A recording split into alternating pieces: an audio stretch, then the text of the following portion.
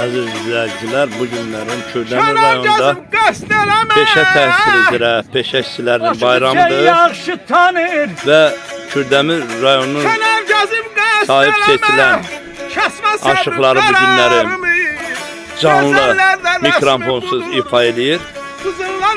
Aşıq Şakir yadigarı, Aşıq Babək və Aşıq Əhməd tələbəsi Hacı Şiryanlı canlı değişmələr.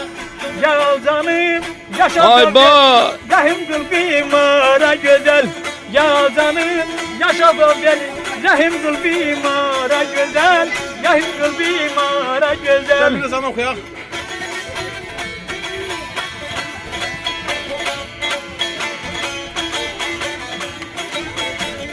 Yetrün erzimin aşı təbibə.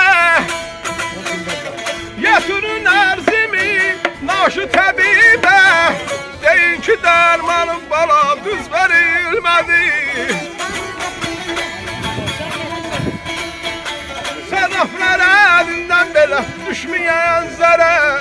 Miskər bazarında üz verilmədi, üz verilmədi. Qoy qadan alın, gəl qadan alın. Çok sağ olun. Allah canı sağ olun. Var olun. Müxtəlif hava şəraitindən simlər yerində olmur deyə sağ cavab verə bilmir.